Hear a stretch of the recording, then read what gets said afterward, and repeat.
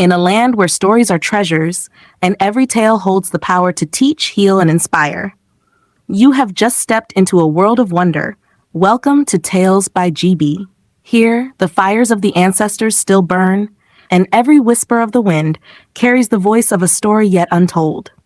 So, my dear listener, before this tale begins, tap that red subscribe button and become part of our storytelling family. Because with every click, you help keep these folktales alive, and trust me, the next story might just change your life. Now sit back, relax, let the story begin. On a quiet Monday morning, while the sun rose gently over the skyline of Abuja, the president's only son, Donald, was preparing for his return from Dubai. He picked up his phone and sent a message to his parents. "I'll be coming back home soon, just letting you know." That was all. Meanwhile, far away from the luxury of presidential homes and international airports, in the heart of a rural street known as George Avenue, sat a man who had been forgotten by the world. His name was Richard. Richard was poor. Richard was homeless, and Richard was disabled. He could no longer walk. Once he had a family who cared for him, but slowly, one by one, they gave up on him. They said he was too much to handle, too difficult, too hopeless. They left him. So now, the only place Richard could call home was the roadside. Every morning, Richard would use his old, rusty wheelchair and push himself to the edge of the road. He would beg for food, hoping someone, anyone, might throw him a little help. At night, he didn't go home, because he had no home. He would push his wheelchair again, this time looking for any store that had already closed. He would sleep in front of it, under the cold wind, hugging himself through the night. That was the life of Richard, and it had been this way for a while. On a particular Friday morning, as Richard rolled himself to his usual begging spot, people walking by began covering their noses. Some whispered, some pointed, others didn't bother to whisper. "He stinks. Look at him. Dirty. He has body odor." Richard heard it all. He didn't look up. He didn't reply. But his heart sank. He whispered to himself, "It's not my fault. My condition is this bad." 2 years ago, Richard was a different man. He was a proud contractor, a site engineer with Julius Berger Construction Company. He had dreams. He had purpose. He had a life. But one day, while working at a rocky construction site, a massive slab broke loose. Before anyone could shout a warning, the rock landed on both of Richard's legs. He screamed. They rushed him to the hospital, but the damage was done. To repair the bones would cost over 120,000 day, equivalent to more than 189 million naira. The hospital that could handle such a surgery? It was far away in the United States, Mayo Clinic, Rochester, Minnesota. Julius Berger couldn't cover it. The company dropped him. The hospital couldn't wait. So Richard lost his legs. He lost his job. He lost everything. Now, he sometimes found food. Sometimes he didn't. Some days he starved. Some days he chewed crumbs. He hadn't had a proper bath in months. His body itched and his soul ached. Until one fateful day, as he was sitting by the roadside with his old metal plate in front of him, a convoy of cars approached. 5 black SUVs followed by a sparkling, customized G-Wagon. People turned to look. A billionaire's child was passing, and inside that G-Wagon was Donald, the president's son, returning home for the first time in months. The convoy didn't stop until Donald suddenly shouted, "Wait, stop here." His driver hit the brake. The entire convoy halted. Donald stepped out of his G-Wagon, walked toward Richard, who was shocked and speechless. Without saying too much, Donald dipped his hand into his pocket. He brought out a white card and placed it into Richard's trembling hand. "That's my number. Call me." And just like that, he turned. But before leaving, he also brought out a bundle of money, 100,000 cash. He dropped it on Richard's lap, and the convoy drove off. The entire street saw it. They knew who Donald was. Some cheered in jealousy. Some clapped. But one man across the road, Philip, a tailor who had watched Richard beg in that same spot for months, narrowed his eyes. That night, as darkness swallowed the street and the stores closed, Philip crossed the road. He walked straight to Richard, who was trying to settle down for sleep. Without mercy, Philip snatched the money. He threatened him, and he left. Richard didn't sleep that night. His heart broke into pieces. That money could have fed him for weeks, months. And now it was gone. But luckily he still had the card, Donald's card. The next morning, with shaky hands, Richard brought out his small button phone. He dialed the number. No answer. He tried again. This time, someone picked. It was a woman's voice. Hello? Please, ma, I was told to call this number. A man gave me Donald. Oh, he left this phone in the house. I'm his sister. I'll tell him you called. Then the call ended. Richard looked at his phone. She sounded calm, kind. He was surprised. Was that really the president's daughter? He doubted she would remain calm if she found out he was a roadside beggar. Back at the presidential mansion, Donald had arrived. His sister, Anastasia, walked up to him. Brother, someone called your Samsung phone twice. I picked it. He didn't say his name. Donald shrugged. If his number isn't saved, he's not important. Anastasia frowned. Don't say that. Everyone is important, even the poor. You never know who someone really is. Donald scoffed and walked away. He went to his room and picked up his Samsung phone. He saw the missed calls and decided to call back. Richard's phone rang. He answered. Hello, sir. Good evening. I'm the beggar you gave your number to at George Avenue. Donald rolled his eyes. I gave you money, didn't I? What else do you want? Anastasia was nearby. The call was on speaker. Donald shouted again, Don't call this number again. I'm not in the mood. He hung up. Richard was stunned. But he gave me his number. Why is he talking like this? He sighed. Maybe my name is my problem. Rich Hard. But I'm neither rich nor hard. Anastasia looked at her brother, disappointed. You shouldn't talk to people like that. What's his name again? Richard. Where is he from? George Avenue. Why are you asking? Nothing. I just want to help him. That's all. Anastasia smiled and reached for the phone. Let me copy his number to mine. Donald nodded. Later that evening, she called Richard's number. Switched off. She sighed. Oh no, maybe he has no power to charge. Or maybe he sleeps in a place with no electricity. She looked out the window. The night sky stared back. Anastasia had made up her mind. Tomorrow morning, she would go look for him. The next morning, Anastasia quietly got dressed. She wore simple clothes, jeans and a clean white top, and tied her hair in a low bun. She didn't tell anyone where she was going. She just took her car key and stepped outside the presidential mansion before sunrise. She had only one plan, to go and look for the man on the wheelchair, the man her brother shouted at, the man she couldn't stop thinking about. She drove for long hours. From the city center, she drove past expensive stores and glass buildings, down into a quiet, dusty road known as George Avenue. The place looked like it had been forgotten. The shops were old, the streets cracked, and people moved around tired and slow. She parked beside a small supermarket. Then she stepped out and began asking people around. Good morning. Please, do you know someone called Richard? He uses a wheelchair, she asked a man frying a cara. Richard? You mean the crippled man who begs near that yellow kiosk?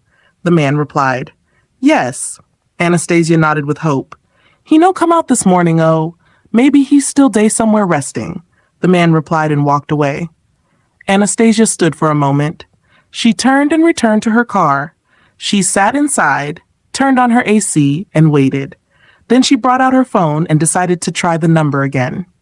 Richard had just finished charging his phone. As he turned it on, the screen lit up with a call. He hesitated, then he answered. Hello, he said slowly. A soft and polite voice responded. Hello, I'm Anastasia. I got your number from my brother. I'm sorry if this is strange, but I'm at George Avenue now. I'm beside Sivan Supermarket. Please, if you don't mind, can we meet? Richard didn't respond. He just ended the call. Anastasia blinked. Why did he hang up? She dropped her phone sadly. But 8 minutes later, Richard arrived, slowly rolling his wheelchair down the dusty road. His shirt was old and slightly torn, his face tired, but his eyes were alive. He brought out his button phone and called. "I'm here. Where are you?" Anastasia looked through her back window and saw him. Her heart skipped. She stepped out of her car and walked toward him. "Hi, I'm Anastasia," she smiled warmly. Richard looked up. For a moment, he didn't speak. She was beautiful. Her skin glowed under the morning light. She looked like a woman from another world, rich, kind, and warm. They both sat beside the shop and talked. Richard opened up. He told her everything. How he was once a contractor at Julius Berger. How a rock crushed both of his legs. How his company couldn't pay for the $120,000 surgery. How the hospital in the U.S. was too far and expensive. How he became crippled. And how his family abandoned him. Then he told her about Donald, the president's son, how he gave him money and his number, only for someone to steal the money, and for Donald to later shout at him on the phone. Anastasia listened without interrupting. Her heart broke inside her chest. "So, how much do you need now?" she asked gently. Richard shook his head. "I don't know. Any amount. Poor men like me don't make choices." "No, you do. Everyone deserves a choice," Anastasia said calmly. Richard looked down. He felt small, unworthy. Then Anastasia stood up, walked to her car, and came back with a brown envelope. "Take this. It's all yours." Richard opened it. Bundles of cash. He stared in disbelief. His lips shook. He swallowed hard. "I don't know what to say. Thank you." "Where is your house?" she asked. Richard's face changed. "I don't have one." "What do you mean?" she asked, confused. "I sleep outside, sometimes beside shops, sometimes behind locked stalls." Anastasia's eyes filled with tears. She turned away quickly and wiped her face. Richard noticed it. "Ma, are you crying?" "It's painful to hear that someone as kind and handsome as you has nowhere to stay," she whispered. Richard looked surprised. "Handsome? Me?" "Yes," she said softly. She looked into his eyes. "Let's find you a house. Please." "No, you've done too much already," Richard said. "Don't call me Ma. My name is Anastasia." She helped him into her car. Then she folded his wheelchair and put it in the back. They drove off. Street after street, she asked people, "Is there any room or apartment available for rent?" Finally, someone pointed at a red gate. "That compound. They have furniture and spaces." She parked the car, entered the compound alone, and spoke to the agent. The house was simple but beautiful. It had basic furniture already. She paid for 2 years' rent in cash. Then she came back to Richard, brought him out of the car, and gently pushed his wheelchair through the gate and into the house. He looked around, completely speechless. "You've done so much for me," he said softly. "I did it because you deserve it. Please stay safe. I might come back this weekend." She smiled and left. Back at the presidential mansion, Donald was angry. "Where has my sister been? She left without telling anyone." When Anastasia came back, Donald asked her, "Where did you go?" "Nowhere. I was bored, so I went out for fresh air," she replied casually. She didn't want him to know anything. She already knew how he felt about poor people. 2 days passed. Then the president and his wife, Mr. Dominic and Mrs. Isabel, returned from their vacation in London. That night, after dinner, Anastasia went to her mother's room. "Mom, I need to talk to you," she said. "My child, what is it?" "I think I'm in love," Anastasia said. "With who?" Isabel asked. "He's not from a rich home. He's poor and homeless, but he didn't start that way. He was once successful, but life hit him hard. I feel like I want to help him. I feel like I can love him." Isabel looked at her daughter carefully. "Anastasia, there are many rich men out there. Even the sons of governors are asking for your hand. Why a homeless man? Because he's kind. He's humble. He doesn't see me as a president's daughter. He sees me as human," Anastasia replied. Isabel smiled faintly. "My child, if this is what you want, then I support you. I'd love to meet him." "Tomorrow, I'll take you to his house," Anastasia said. The next morning came fast. "Knock, knock." Mummy, wake up. It's time, Anastasia said. Why is your body vibrating like this? Isabel laughed. They both got dressed quietly and walked downstairs. As they were leaving, Mr. Dominic asked, Where are you two going? Isabel quickly replied, We're just going to relax outside. Women's talk, you know. All right, be safe, Dominic said. They entered the car and drove off. After over an hour of driving, they reached George Avenue. Anastasia turned into the second street and stopped outside the red gate. They parked their luxurious G-Wagon, stepped out, and entered the compound. Anastasia led her mother to Richard's door and knocked. A voice from inside answered, Come in. Richard was inside his new home, sitting peacefully. When Isabel saw him for the first time, she didn't feel disgust. She whispered quietly to herself, Wow, my daughter has a good eye, but what a pity, he's crippled. They sat together and spoke gently. As they left, Isabel asked her daughter, So his wife left him? How pitiful. Then she said, Maybe we can help him get better treatment so he can walk again. Anastasia was filled with joy. Thank you, Mum. I love you so much. But something they didn't know was already happening behind them. Donald was spying. He had been listening. He had been watching. Later that day, Anastasia called her friend in the U.S. If someone is crippled, how much can bone treatment cost? I'm not sure, her friend replied, but maybe around $100,000 USD. Anastasia gasped. She told her mum. Her mum quietly sent her 50,000 USD to support the cost. But Donald had heard it all. He rushed upstairs to tell their father, Dad, something is happening. Mum and Anastasia are planning something about that poor man. I heard it myself. I think Anastasia is in love with him. Mr. Dominic laughed at first, but then his face changed. That cannot happen under my roof. No daughter of mine will marry a crippled beggar. That is shame to the family. Let's just watch. Seeing is believing, he added. On Sunday night, Isabel told her daughter, Tomorrow, I'll take Richard to immigration. We need to start his passport so he can go abroad for treatment. Anastasia replied, Yes, Mum. I'll wake you up early. But by morning, Anastasia was still asleep. Isabel left quietly with Richard. Donald noticed. He followed them secretly. He watched everything from afar.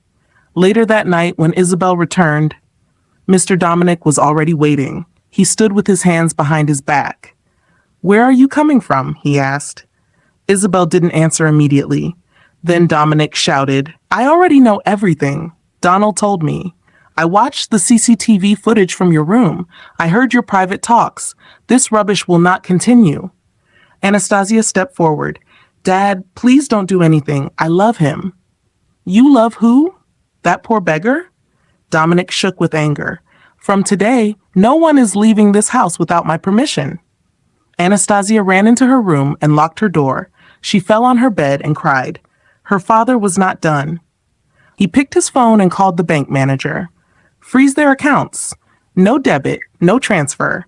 When Isabel heard this, she hissed and walked straight to her daughter's room.